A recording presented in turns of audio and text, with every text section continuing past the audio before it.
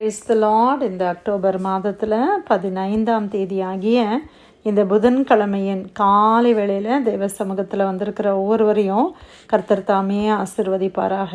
இந்த நாளிலும் நம்ம தியானிக்கிற தேவனுடைய வார்த்தை நம்முடைய பரிசுத்த வேதாகமத்தில் அப்போஸ்தலர்களுடைய நடபடிகள் 10ஆம் அதிகாரம் 15வது வசனம். ஆக்ட்ஸ் ஆஃப் தி அப்போஸ்தலர்ஸ் சாப்டர் 10 verse 15.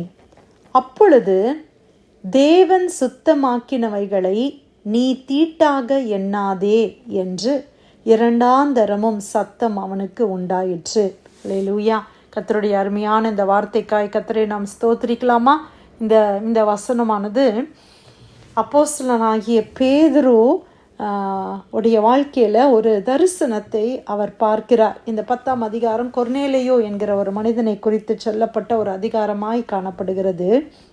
அது வரைக்கும் பார்த்திங்கன்னா அப்போஸ்தலர்கள் என்ன செய்தார்கள் என்றால், கர்த்தருடைய சுவிசேஷத்தை யூதர்களுக்கு மாத்திரம் அவர்கள் பிரசங்கித்து வந்தார்கள்.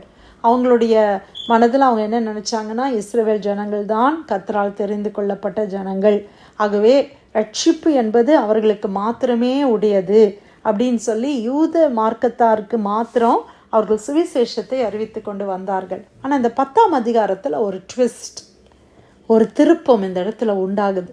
கொர்நேலியு என்பவர் ஒரு யூத மார்க்கத்தை சேர்ந்தவர் அல்ல. ஆனால் ஆண்டவர் அவருக்கு தரிசனமாகி சொல்கிறாரு, உன்னுடைய ஜபங்கள், உன்னுடைய தான தர்மங்கள் எல்லாம் கேட்கப்பட்டது. நீ அப்போஸ்தலனாகிய பேதுருவை போய் நீ அழைத்து கொண்டு வா, ரட்சிப்புக்கு ஏற்ற வழியை அவன் உனக்கு சொல்லுவான் என்று கர்த்தர் அவனிடத்துல சொல்லுகிறார். அப்படியாக அவர் என்ன செய்கிறாரு, ஆட்களை அனுப்பி பேதுருடைய வீட்டுக்கு ஆட்களை அனுப்புகிறார். ஆனால் பேதுருவுக்கு அந்த நேரத்தில் என்ன நடக்குது அப்படின்னு பார்க்கும் பொழுது, அவருக்கு ரொம்ப பசி, ஒரு வீட்டில் இருக்கிறாரு. அப்போது எல்லாரும் அவருக்கு உணவை ஆயத்தப்படுத்துகிறாங்க. அப்போ அந்த பசியில் அப்படியே உட்காந்துருக்கும் போது திடீர்னு ஒரு சின்ன நேப் எடுக்கிறார். நம்ம அந்த ஆஃப்டர்நூனில் அப்படியே சில நேரத்தில் உட்காந்துட்டே சில நேரத்தில் தூங்குவோம் இல்லையா, அந்த மாதிரி ஒரு ட்ரான்ஸ், ஒரு சின்ன ஒரு தூக்கம் போடுறார். அந்த தூக்கத்தில் அவருக்கு ஒரு தரிசனம், அவருக்கு ஒரு விஷன் உண்டாகிறத நம்ம பார்க்குறோம். அந்த தரிசனத்தில் வானம் திறந்திருக்கிறதாகவும் 4 முனைகளும் கட்டப்பட்ட பெரிய துப்பட்டியை போல ஒரு விதமான கூடு தன்னிடத்தில் இறங்கி தரையிலே விடப்பட்டு இருக்கிறதாகவும், அதிலே பூமியில் உள்ள சகலவிதமான 4 கால் ஜீவன்களும் காட்டு மிருகங்களும் ஊரும் பிராணிகளும் ஆகாயத்து பறவைகளும் இருக்கிறதாகவும் கண்டான். அல்லாமலும் பேதுருவே எழுந்திரு, அடித்து புசி என்று அவனுக்கு சொல்லும் ஒரு சத்தம் உண்டாயிற்று. அதற்கு பேதுரு, அப்படி அல்ல ஆண்டவரே, தீட்டும் அசுத்தமுமாய் இருக்கிற யாதொன்றையும் நான் ஒரு காலம் புசித்ததே இல்லை என்றான். அப்பொழுது தேவன் சுத்தமாக்கினவைகளை நீ தீட்டாக எண்ணாதே என்று இரண்டாந்தரமும் சத்தம் அவனுக்கு உண்டாயிற்று. மூன்றாந்தரமும் அப்படியே உண்டாயிற்று. பின்பு அந்த கூடு திரும்ப வானத்திற்கு எடுத்து கொள்ளப்பட்டது. அல்லேலூயா. அப்போ இப்படி ஒரு தரிசனம் வருது. வானத்திலிருந்து ஒரு பெரிய கூடு, ஒரு பாஸ்கெட், ஒரு பிளாங்கெட்டில் நிறைய விதமான அனிமல்ஸு, ஊரும் பிராணிகள், பறவைகள் அப்படின்னு சொல்லி அநேக பிராணிகள், அந்த மாதிரி ஒரு விஷன். அந்த விஷனில் வார்த்தை வருது, பேதுருவே நீ அடித்து புசி. அப்போ அவருடனே அவர் சொல்கிறாரு, நான் பிறந்தது முதல் இந்த மாதிரியெல்லாம் நான் புசித்ததில்லை. ஏன்னா இஸ்ரவேல் ஜனங்களுக்கு கர்த்தர் லேவியர் ஆகமத்தில் பார்த்தீங்கன்னா எதை புசிக்க வேண்டும், எதை புசிக்கக்கூடாது என்கிற நியமங்களை கர்த்தர் கொடுத்திருந்தார். அதற்கேற்றவாறாகத்தான் அவர்கள் புசிப்பார்கள். அதனால் அவர் அப்படி சொல்கிறார். அதற்கு ஆண்டவர் ஒரு பதில் சொல்கிறாங்க. என்ன பதில்? நம்ம வாசித்தோம் இல்லையா, 15வது வசனம். அப்பொழுது தேவன் சுத்தமாக்கினவைகளை நீ தீட்டாக எண்ணாதே அப்படின்னு ஒரு சத்தம். அவருக்கு அது புரிஞ்சிக்க முடியல. ஆனால் பார்த்தீங்கன்னா அந்த விஷன் முடிஞ்ச உடனே கதவு தட்டுற சத்தம் கேட்குது. கொர்நேலியு வீட்டிலேருந்து ஆள் வந்திருக்கிறாங்க. பேதுரு இங்கே இருக்கிறாரா, எங்கள் எஜமானுக்கு இப்படி ஒரு தரிசனம் வந்துச்சு, பேதுருவை கூட்டிகிட்டு வரும்படி சொல்லியிருக்கிறாங்க. உடனே பேதுரு அங்கே போகிறாரு. அது புறஜாதியான வீடு, அது இஸ்ரவேல் தேசத்தை சார்ந்தவர்கள் அல்ல, அவர்கள் யூத மார்க்கத்தை சார்ந்தவர்களும் அல்ல. ஆனால் திரளான கூட்டம் அங்கே இருக்கிறாங்க. பேதுரு பேச ஆரம்பித்த உடனே அவங்க பரிசுத்த ஆவியில் நிரம்புறாங்க. அப்போ பேதுருக்கு அது ஆச்சரியமாக இருந்தது. ஏன்னா முதல் முறையாக இப்படி நடக்குது. அப்போ பேதுரு சொல்கிறாரு, தேவன் பச்சை பாதம் உள்ளவர் அல்ல என்பதை நான் இப்பொழுது அறிந்து கொள்கிறேன் அப்படின்னு அவனுடைய சுவிசேஷத்தை அறிவித்து அவங்களுக்கு ஞான ஸ்நானம் கொடுக்கறத நம்ம பார்க்குறோம். அல்லேலூயா. இதுதான் இந்த சம்பவம். ஆனால் இன்னைக்கு நம்ம தியானிக்கிற இந்த வார்த்தை 10:15 ஆண்டவர் என்ன சொல்கிறாரு?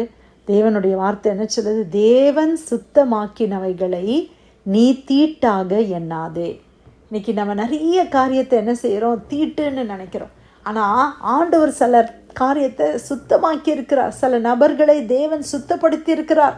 ஆனால் நம்ம அவங்கள எப்படி பார்க்குறோம்? ஒரு தீட்டாய் பார்க்குறோம்.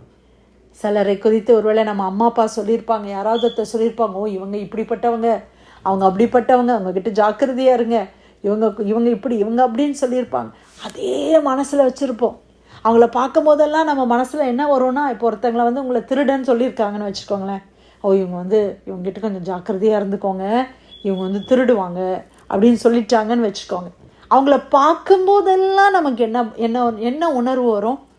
இவங்க திருடன், இவங்க வந்து திருடுவாங்க. அவங்க வீட்டுக்குள்ளே வந்தாலே நம்மளுக்கு என்ன மனசில் வரும்? எல்லாத்தையும் கரெக்டாக பத்திரமா வச்சுக்கலாம், இவங்க வந்து திருடுவாங்களாம், இவங்கள பற்றி கேள்விப்பட்டிருக்கேன்.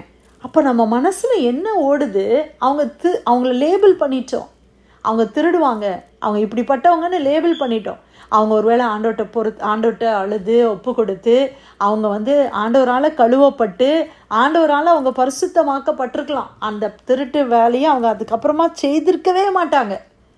ஆனால் நம்ம மனசில் நம்ம எப்படி தான் நினச்சிக்கிட்டே இருக்கிறோம்? அவங்க வந்து அசுத்தமானவங்க, அவங்க திருடுவாங்க. இதே தான் நம்ம மனசில் ஓடிக்கிட்டே இருக்குது.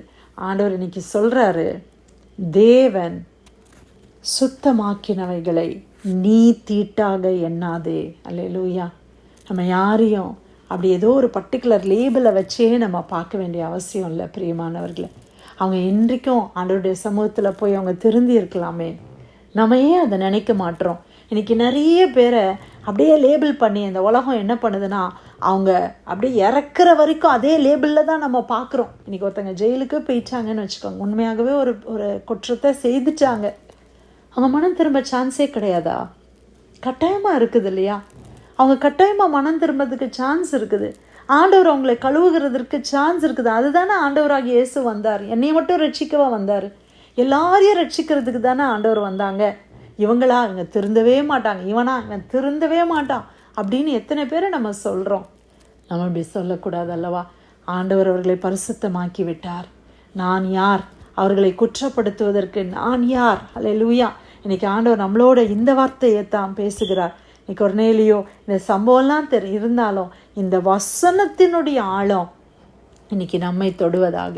இன்னைக்கு எத்தனை பேரை கர்த்தர் பரிசுத்தமாக்கின எத்தனை பேரை நம்ம வந்து தீட்டாய் நினைக்கிறோம், நம்ம வந்து தப்பாக நினைக்கிறோம். நம்ம பிள்ளைகிட்ட சொல்கிறோம், அவங்ககிட்ட சேராத, இவங்ககிட்ட சேராத, அவங்க இப்படி இவங்க அப்படி, என்னெல்லாம் நிறைய பேர்கிட்ட நம்ம அப்படிலாம் சொல்லிடுறோமே.